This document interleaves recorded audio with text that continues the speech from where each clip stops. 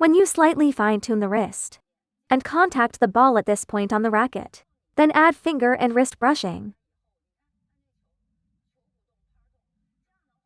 One outcome is that you touch the ball at this point. And once you brush, the whole ball is engaged. You can see it also forms a brushing trajectory. You're brushing across multiple surfaces of the ball. Curved brushing. And also, at ball release, the dwell time on the racket becomes longer. How can we create better brushing? This wrist of yours, can it stay slightly dropped downward? Whether you use pen hold or shake hand, this kind of contact is just blocking. But this kind of contact really grabs the ball. Brushing upward is actually fundamental skill. So the first key point is, when you prepare and brush the ball, your wrist must drop downward, then hook.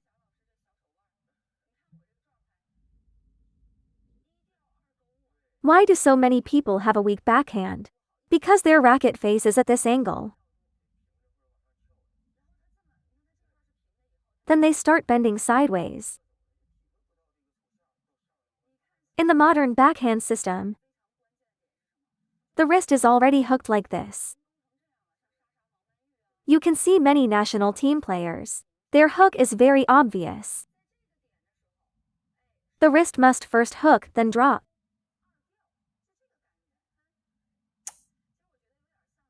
It's like you're wrapping someone up.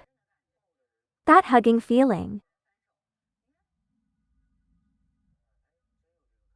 No matter pen hold or shake hand. Even pen hold looks like this.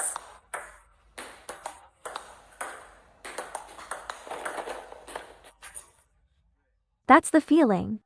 You must first set this hand shape correctly. Because once it's set, everything afterward becomes much simpler. Second, let's talk about relaxation. When you prepare the stroke, let me explain how I hold the racket. It's like this. Very relaxed. No tension at all. The level of relaxation is the same. Because brushing is a soft movement. It's a soft action. Not a stiff one. Impact requires stiffness.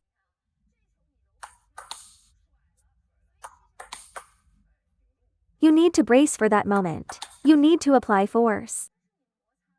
But brushing requires relaxation first. Relax first, then contact the ball. Then accelerate and tighten up. You must relax. This is mandatory. If you're too tense, you can't feel the brushing. I'll teach you how to relax. First, how do you relax the shoulder? Just lower your playing shoulder below the non-playing one. It will naturally relax. You can try it yourself. Once the shoulder drops, it loosens up. For example, forehand like this. Backhand like this. Deliberately let it down a bit, exaggerate to find the feeling. Second is the grip. Many players grip the racket too tightly. Think about continuously applying force like that. Your muscles will stiffen easily. You must go from loose to tight. That's how power is generated. Need a switch. It's like holding this phone. I'm just holding it in place, not gripping it tightly. This is something you can control yourself. Everyone can do it. It's like holding your phone while texting. Some people ask, how do I relax? It's because you haven't put your focus on the process of relaxing, then tightening. Third, the brushing motion and looping. It's like a fan opening up.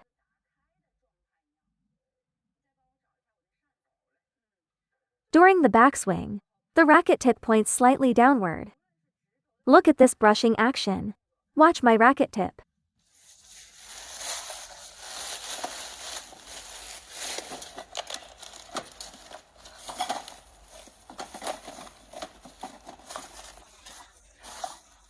Relax first.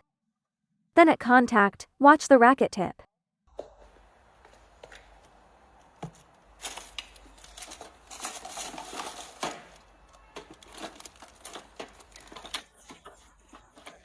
A change in rotation occurs. You see, the racket tip must rotate. It needs to travel along a curved path.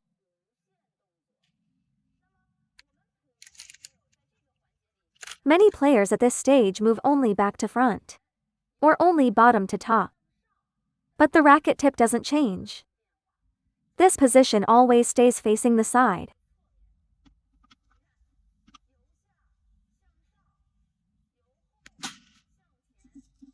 The racket tip doesn't change. Some players even keep the racket upright, moving from bottom to top, and from back to front. Why do we ask you to rotate the racket tip? Because it increases brushing. Let's use my racket as an example. If the racket is like this, can it generate brushing? Yes, but what if it's like this? Which one produces more friction? This kind of friction, or this kind? Of course, when the wrist and fingers rotate, the overall contact surface becomes larger. Let the racket tip drop slightly downward. I'll demonstrate a few examples. Then at the moment of contact, look, the trajectory is exactly like this. That's how brushing is created. The arc becomes like this. You can really grab the ball. The arc is no longer flat. Once the racket tip rotates, the ball follows the racket tip, rotating and adjusting along a curved path. Many players, from start to finish, keep the racket facing forward or sideways.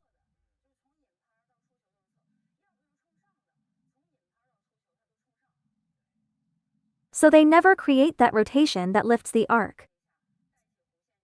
It's the same for pen hold.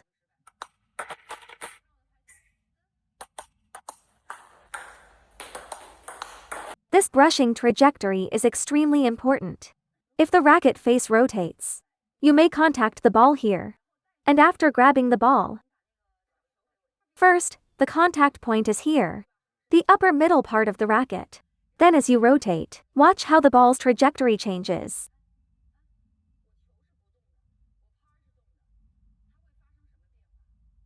The brushing distance becomes longer. When you slightly fine-tune the wrist and contact the ball at this point on the racket, then add finger and wrist brushing. One outcome is that you touch the ball at this point. And once you brush, the whole ball is engaged. You can see it also forms a brushing trajectory. You're brushing across multiple surfaces of the ball. Curved brushing. And also, at ball release, the dwell time on the racket becomes longer. This is how you should practice regularly. Create and find the feeling of brushing. Gradually, you'll find you stop misreading serves, especially against serves with unclear spin. You can still get the ball on the table through brushing. Now let's talk about wrist rotation range. This brushing is done while bracing. That's why we ask you to hook the wrist. If you can't hook it, your brushing looks like this. There's no forward engagement. Our brushing also needs help from the upper arm and forearm.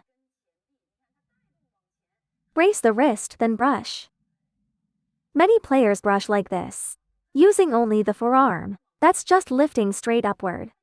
The correct way is to push forward first, then move into the outside arc.